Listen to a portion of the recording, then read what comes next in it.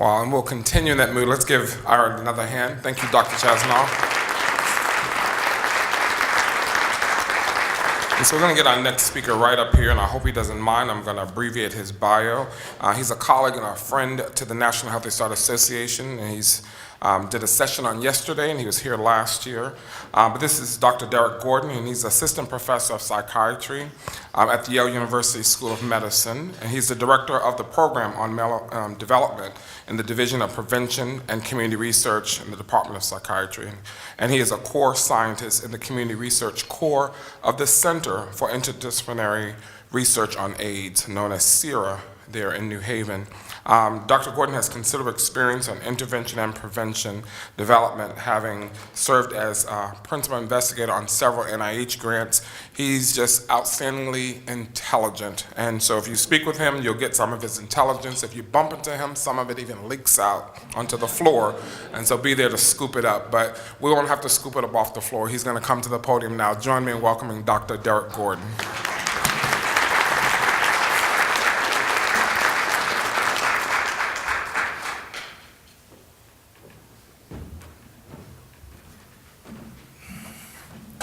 Morning, everyone. You know, I really hate introductions because they set the stage for things that you don't think you can actually fulfill, you know, and so it's like the smart thing, you know, we'll work with what we got. So that's where it's at. So I'm supposed to be talking with you guys today about exploring the effects of father absence. I tell folks all the time that because I'm a psychologist, I do a couple of things kind of reflexively. One is I always integrate theory into whatever I'm talking about, but also I tend to be kind of tangential. So I hope that this is a coherent conversation. I like to begin, and I gotta use this.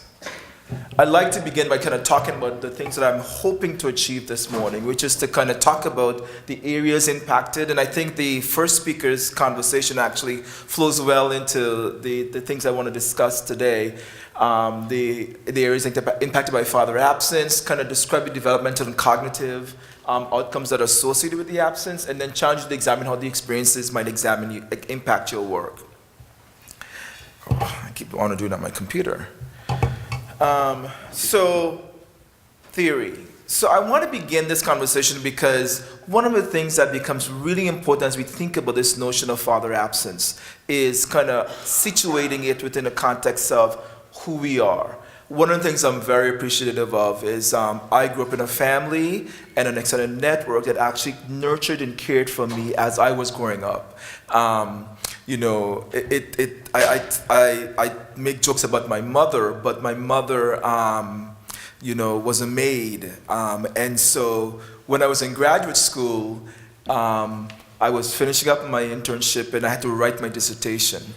And so I was tired of it, so I decided that one night in the middle of writing my dissertation I was going to just not do it and I'm not going to graduate. So I called my mother up, the first call I make. It's like, I just want to let you know that I'm not going to get this Ph.D. anymore and I'm just going to just stop and do it, kind of go on with life. And my mother says, wait a minute, let me see if I understand this correctly.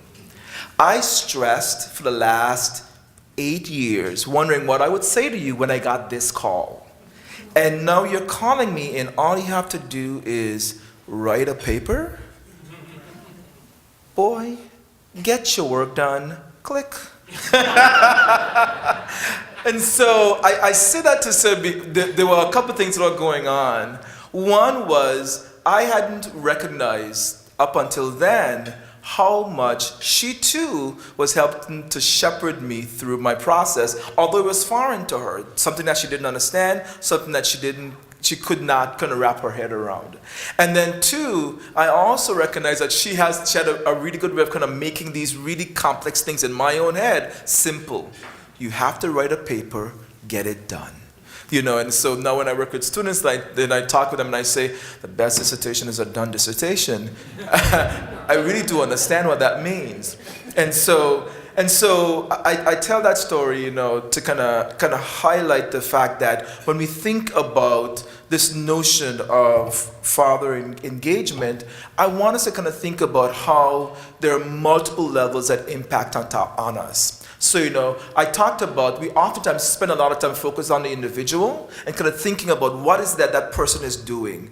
But the reality is, within the individual, you have the family and the community / culture that impacts on us, how we see the world, how we pull things together, how we make sense of the world.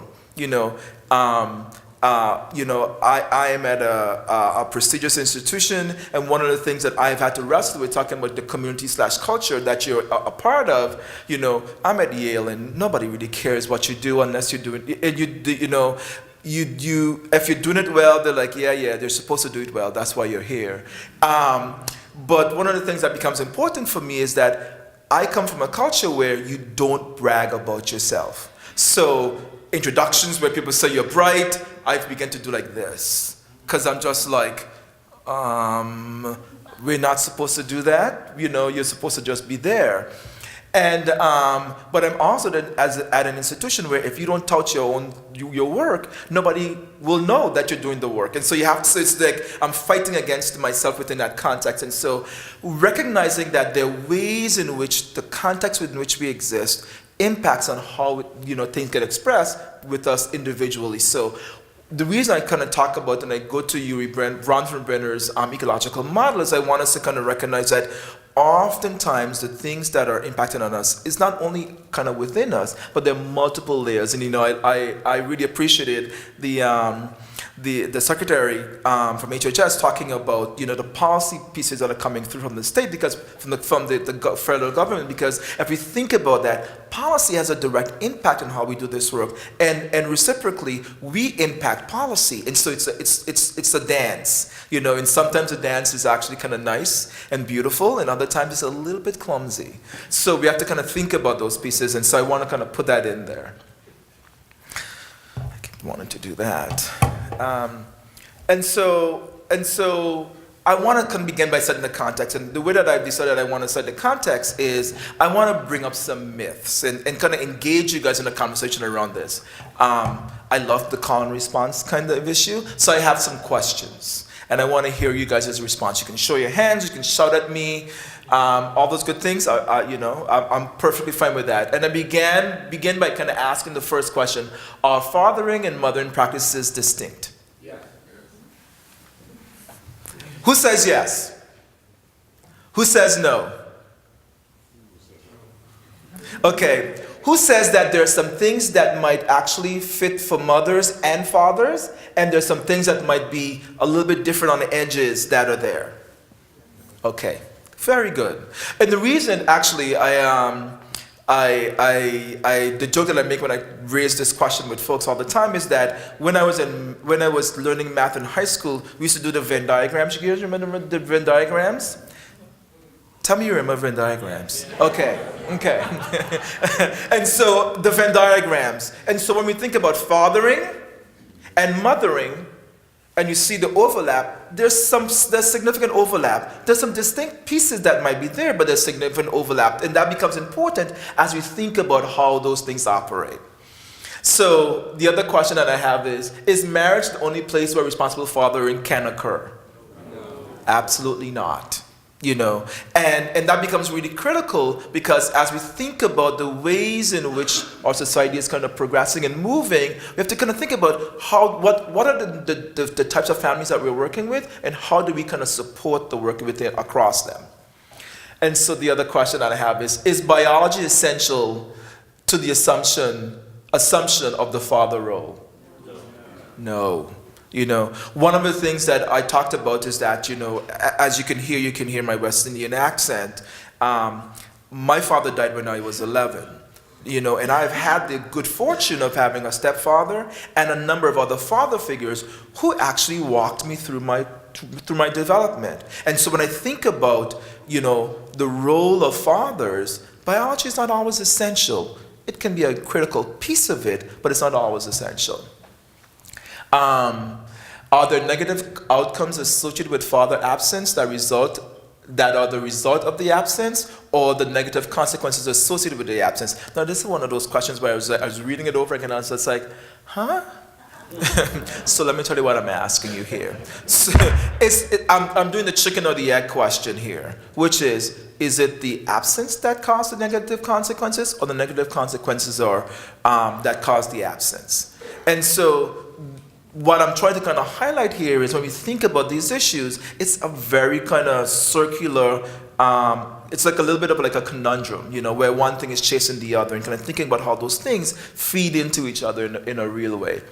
And my last question is, can the work support the role of men in their fathering without discriminating or marginalizing the role of women and mothers?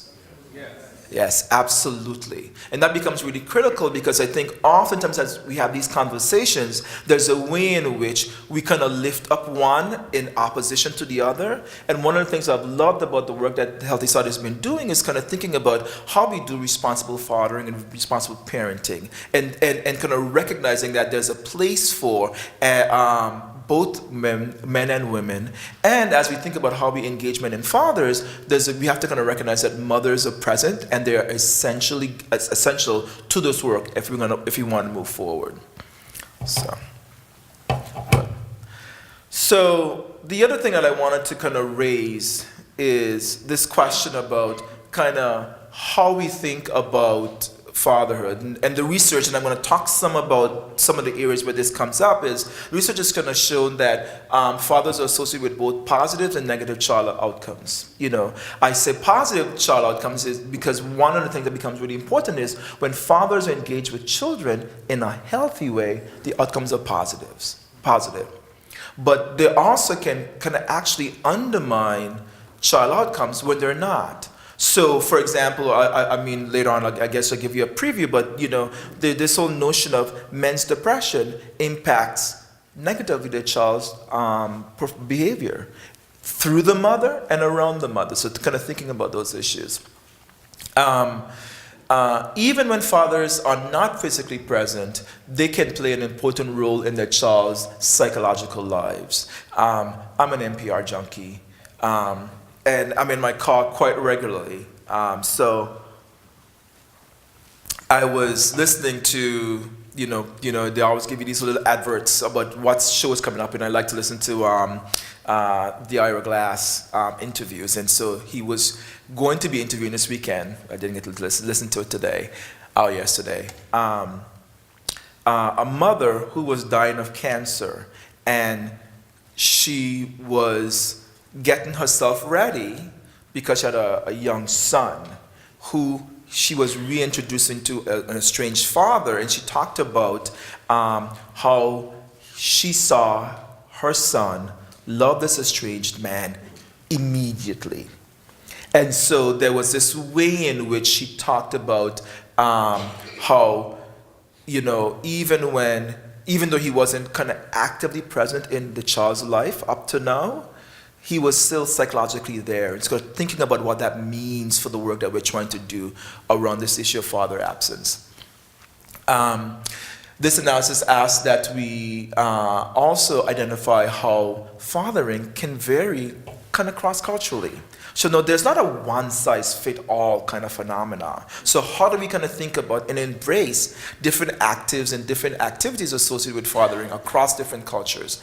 And is there room for that? And with the estranged and father structures of families, how you understand the issue kind of impacts child development becomes really important. And so I just want to kind of bring all of these issues to bear as we think about kind of moving forward with the conversation. So, what do kids need? Kids need a responsible parent, If and this is why I think the previous presentation actually kind of dovetails well, is that if you are consistent and a child can account for you, when you're upset, somebody's there to kind of soothe you and help you work through what is happening, that's part of that responsibility. They also want somebody who takes a caretaking role. one of the things that I think most men in this room who are maybe a bit older can acknowledge is that, the role of fathering continues to change. There was a time when all you had to do was bring home a paycheck. Now try that today. We have the secretary here with his daughter. I'm sure his wife was like, we have 2 children. One is yours, and I have the other one.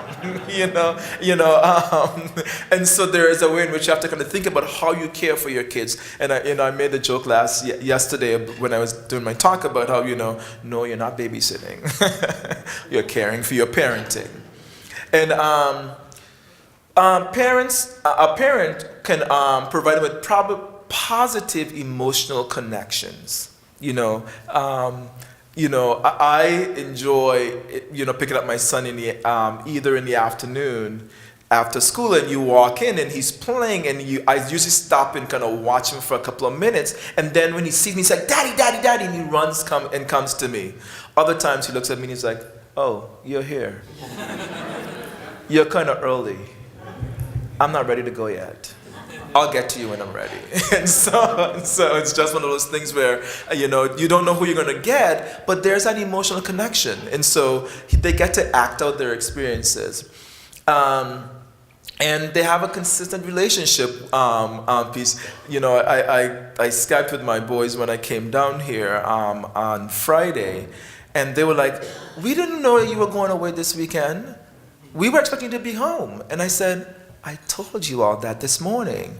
But they weren't paying attention to what it is I was saying to me because they had other things going on. And so they were just like, "You weren't here for us when we expected you to be home." And I was like, "All right, I'll be home." And the funny part about this is that I am also doing that thing in my head where as a parent, you don't want to spoil your children. But I know that when I get home this afternoon, the first question that's going to be is, "What did you bring for me?" And I'm just like, do I do it? Do I not do it? Because, and this is why psychologists' kids are crazy. We do this thing where we overthink it. And so, of course, in my head, I'm going through, so what would be the psychological consequences if I don't bring them a present this time? And if I bring them a present, will I be kind of overindulging them? And by the time I'm done, I'm like overworked, and I'm just like exhausted, and I pick up the first thing I find in the gift store, and it's all done. And so you kind of go from there. So if you ever were wondering why psychologists' kids are crazy, this is why. So there's that. And so because of the associated stresses of parenting, more than one adult providing those supports can be very positive. So, my poor mother, she's going to hate me. But I have this funny story of my mother because she raised 5 children. And so my partner was away one time for a couple of weeks, and I had my then 1 child by myself. I now have 2. And I called up my mother, and I said, "Mother, how did you not kill us when we were children?" And she said, "What do you mean?" I said, "You had 5 children, and we are all alive." And she said, "Well, yeah." And I said, "I have 1, and right now, I'm about to pull my hair out, and I had visions of my child going through the window just now." And so she was just like, "Child, what are you stressing about?" I said, "Seriously," I said, "if I had 5 children, I'd be going, eeny, meeny, miny, mo, catch a tiger bite," and I was snuffing 2 out. And the other 3 that were left, they would be like on notice. Because if you all act up, 1 more is going. And so my mother's, of course, this is what every parent waits and wishes to have their child call them and tell them. So she's laughing hysterically on the other end of the phone because she knows this is all hyperbole on my end. And she says, and I said, "But seriously, how do you do it? How did you do it?" And she said, "You deal, click. There's a theme there, isn't there?" And so I was like, "Hello? Hello?" She doesn't understand my pain. And she was just like, "I don't have time for this. You have 1 child. I have 5. Come when you have real problems, And so I kind of laugh at that because I kind of appreciate the fact that having another supportive parent, actually you can do tag. These are your children right now. They're not mine. You work it out. And so kind of thinking about those issues that are there. So the piece that's there, I think, see, I That was you didn't see that. So the things I want us to kind of think about is that factors that contribute to kind of the effects of father absence, they kind of play out over time. It's not instantaneous. And the other thing that comes up is that they differ across subgroups and they differ across personality types. You know, one of the things I've become amazed at is when I had my first kid, I thought I was a good parent. He was the best child. We could get on a plane with him. He didn't make a big fuss. The flight attendants were like, there was a baby here on the plane? And I was like, that's me, I'm a good parent. Ooh. And then I had my second one. And I realized that there's this thing called child temperament that I had to take into consideration. And he's just like, why do you want me to put on the seatbelt? I'm ready to walk. Honey, the plane is taking off. We have to put on a seatbelt. No, we're not doing that right now. And then it's just like, what do? I strap him on top of me, and then be like, let's see if this is gonna go. Sir, you need to put that baby that child in the chair. He can't be strapped onto you. And I'm like, ma'am, you don't understand. I need my mother right now. And so kind of thinking about those issues. And so that becomes really critical as we think about kind of bridging the gap around kind of father absence and kind of thinking about the impacts that are there. So I'm doing this from two perspectives. And so one of the things I'm going to kind of do a little bit of summary about are kind of the impacts of father absence. And from a policy perspective, you know, when this work began, this is where the work began, around economic well-being. You know, we all know that this work in fatherhood really was about getting men to pay for their children and not necessarily a kind of focus on the emotional connections that men and fathers have with their children. And so I kind of moved the argument, you know, Ken and myself and some other folks wrote a paper kind of talking about fatherhood matters. And we talked about if you want men to pay for their children, the economic well-being, you got to foster an emotional connection. You know, I will pay for things that I care about. I don't pay for things that I don't have a connection with, I don't have a relationship with. And so one of the things that we talk about with folks is that in order to get to this issue about economic well-being, we have to kind of make sure there's an emotional tie first. And so father absence have been kind of impacts the economic well-being of the child, but we also recognize that it also kind of impacts their social and emotional well-being. You know, and so there are lots of research that shows that when children have a connection to their fathers, their social and emotional outcomes are better. Now, that becomes really critical too, because who do they have to have a good relationship with for that to happen? The mother, you know. And so I had a question in my talk yesterday about what do you do when the father is focused on, the parents are no longer together, they might not even like each other, but they have a kid in common. And how do you help the man kind of in a healthy relationship kind of way work towards focusing on the child? And I said, you know, the issue becomes the issue of focus.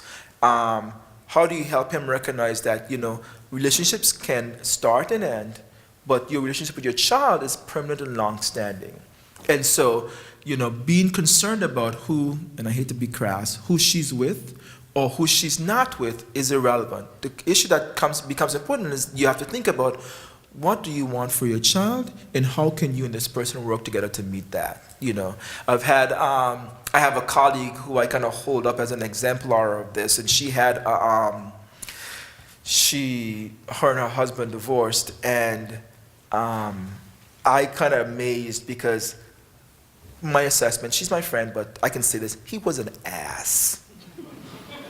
And he was an ass at every turn, you know. And so she would call me crying about his ashishness, and she would vent to me, but we never had those conversations in front of her son, because and it's funny because every so often I would call her and I would be like, oh yeah, and this is what he did, and she'd be like, my son is in the car, and that was cue, shut up. And one of the things that becomes really critical is kind of thinking about her wanting to preserve the relationship that her son had with his father in a healthy way. And so whatever gripes she may have with the father, she didn't want to carry that over to her son. And that becomes really important. The other piece that's there is kind of thinking about part of absence on educational outcomes. One of the things that I have come to appreciate is that I use language in a way that's actually kind of interesting. And so when my now soon to be 9-year-old says, "Daddy, that's not my issue. You need to work on that." I think to myself, "Yep, those are my words."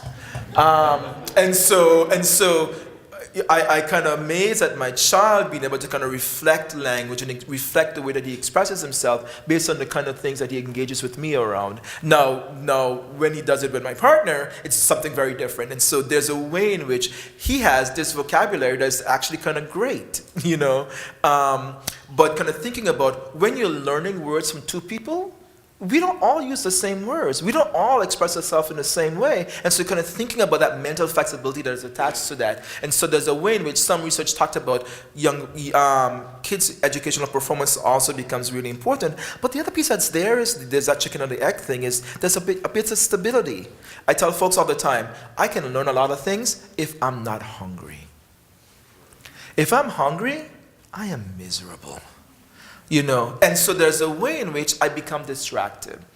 And so that ties into the other issue, which is kind of thinking about mental health functioning, depression, anxiety, all those kinds of things become much more pronounced. Delinquency becomes more pronounced when we don't have fathers around. I love the Ad Council because they've done those commercials. Have you guys seen them? And I could have put a clip in here, but I was like, you guys have probably seen it. There's this study that shows that they had moved some elephants in Africa. Did you guys see that Ad Council ad?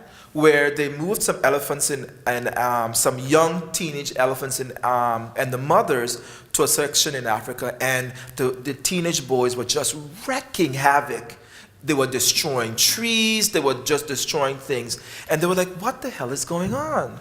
And they brought a couple of male elephants in and just added them to the group. And by adding the male elephants, all that behavior stopped. And so there was a way in which it kind of demonstrated the impact of kind of males in the lives of society as well as in the lives of children, kind of thinking about that. So when we think about it, I think of like when things are being destroyed or wreaking havoc, I think of your thought is kind of like all over the place in a disarray. And then you just need somebody to help you focus. One of the things that I think becomes really critical is, I write, and so when I'm writing, I need to I have like tunnel vision. So I'm like, okay, this is what I'm gonna do, and so I can kind of hone it in, But in order to do that, I gotta minimize my distractions. I can't do that if I'm worried about where the light bill is going to come on or how these other things are going to happen. I can then focus in a very clear way. So kind of thinking about that piece there. So moving along about where the impact also comes up. This issue is actually a really critical one, chicken or the egg. As psychologists, this issue of kind of sexual contact, there's a lot of research showing that with fathers and men involved in child's life, the age of first sexual contact is later. Now you're thinking, why would that be important? Well, the truth of the matter is, it's been documented that the longer you're able to delay the child's first sexual contact, the better the trajectory, kind of long term. And so, if you have a kid who had sex the first time at 16 versus a kid who had sex at 13 or 14, the 16-year-old at adulthood is going to be making more money than that other kid who had sex at like 13 or 12.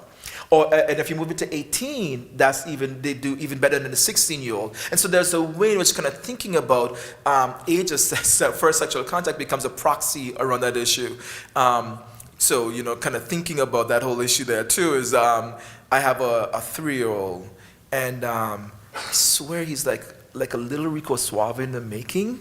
And so I watch him and I'm just like, I'm gonna have to do something with you, little boy, and I'm not sure what it is just yet. So we were out having sushi. I'm telling stories. We were out having sushi, and he's like, Daddy, because he's my kid who doesn't sit in the restaurant. He's like, Daddy, we gotta go walk. I was like, all right, let's go. And he's walking out, and he sees these 3 young women walking in, and he kind of smiles. So we go out, we walk, we come back in, we sit down. He's like, Daddy, we have to walk. By this time, the 3 young ladies are sitting down at a table. And we're going that way. They're right there. What does my child do? Walks, bumps one of the young ladies, looks back and smiles, and then walks out the door. And I'm like, who are you? And I was just like, so kind of thinking about, okay, so I was like, it's my job. So is there a chastity belt for boys? And how do we build that right now? And so kind of thinking about those things because I literally was just like, is this 3-year-old hitting on these grown women? And so I'm putting adult language, adult interpretation on kids' behavior. I get it. But there's also a piece around family relationships. When we think about father absence, and I think this is also relevant in the child welfare system, actually. There's some research that shows that when child welfare systems engage fathers in a child that's in their care, they double the number of resources that the family has, and the child stays in care a shorter period of time, and they're reunified with the family quicker. And so there's a way in which that his presence in the life of the child and them looking at him as a resource actually has positive outcomes for them and their families. And then there's the issue of kind of lower delinquency, kind of thinking about truancy and kind of running away. And we have to kind of think about this issue of intergenerational transmission of disadvantage. One of the things that becomes important is that you talked about kind of social capital. And kind of what is it that the social capital of dads that dads bring? One of the fun kind of experiences that I think is there is that when you get the call from the school saying, Mr. Gordon, we're calling you because my child did this just this last year. Your child went to school. I came to school and taught the other girl, a little girl in his class, the F-bomb. And the parent called me to tell us that, your son taught their daughter the F-bomb. And I was just like, I'm sorry, and I don't know where he heard that. I don't know where he heard that, truth be told. But the piece that becomes important is that I could then advocate for my child in a different way. And so that sometimes becomes a little bit of a slippery slope around, your child is the bad kid in the school. Or how do you talk to school systems about the needs of your children? And so when I talk about the intergenerational transmission of risk, I'm a psychologist and I was working with this young mother. And she has 2 children, and her oldest son is the same age as mine, literally by a couple of weeks. And so when she came in to see me one day and she said, yeah, I have to go to the school to talk about them. They want to test my son for special ed. And let me give you context. Her son was moving from kindergarten and going to the 1st grade. And I said, special ed at the 1st grade? Something's not right there. I said, let's work this out. How about this? Make the appointment for when I can go with you. And so she did. So funny, we continue the story, so I go this is the day of the appointment, and I told her, I'll pick you up at home, and we'll go to the appointment together. So I pull up to where she was living, and she comes out, and she's wearing sweats and a t-shirt. Now, you guys don't know, you don't know my personality, but this will tell you something about my personality. I screwed the window down, and I looked at her and I said, you need to change. Go change. I'll wait. And I screw back up my window. So she's like, So she goes back in and she comes back out. So yeah. So exactly, I'm channeling my mom. So she goes back in, she comes back out, and she says, why do you make me put on these white woman clothes? And I said, watch what this white woman clothes is going to do for you. And so we go to the meeting, and she said, so we talked about some stuff, and I did some things, and I kind of asked some questions because I was just like, if the child doesn't have the skills that he needs, why is he being promoted and then put in special ed? Why don't you just keep him back? Because, I know there's a private school in New Haven that people pay a lot of money to send their kids to, and they do not accept little boys unless they're 6 for kindergarten. And so her son would have been doing kindergarten at 6. And so I said, why don't you just have him repeat it? And they're like, well, we were concerned about the stigma of him being the oldest kid in the class. And I said, let me see if I understand this correctly. The stigma of being the oldest kid in the class is worse than the stigma of being in special ed? Help me understand this. And so I challenged them around a couple of things. And so at the end of the meeting, they were like, what's your name? And I was just like, Derrick, Derrick,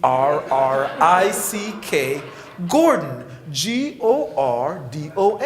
And so we're walking out, and she's just like, why did you spell your name? And I said, because they're going to Google me. And when they Google me, I want them to find me. and she's like, really? I said, watch this. She said, oh. And I said, talking about that, so how did your white women clothes work for you today? And she said, Derrick, they made eye contact with me. They engaged with me in conversation. They deferred to me. And I said, see, that's what I'm talking about. And so it becomes that whole piece, because if we think about the intergenerational transmission of risk, here's a young woman who never had her father in her life. And part of our work involved the grieving of her father, who was a substance abuser, and his absence in her life, and kind of thinking about those issues. And so my role kind of thinking about that is to help her begin to negotiate with those systems that actually did her wrong when she was growing up. So she already has an antagonistic approach to those systems and think that they're not going to do right for her. And I'm trying to show her, here is how you make those systems work for you. And it required me, and this is where I get in trouble with my other colleagues, it required me, because I'm a psychologist. What do? We sit in the office, you come and you see us, we give you 50 minutes, you spill your guts, and then we say bye-bye. So I had to, transport her in my car. Oof, wow. The other thing is, I am engaging with her outside of the kind of therapeutic encounter. And so kind of thinking about how you kind of butter us that intergenerational risk that might be present. And so that's the end of my talk, but kind of thinking about, these are the areas that I want you guys to be thinking about when you think about father absence, its impact and its meaning for our work. Okay? Thank you.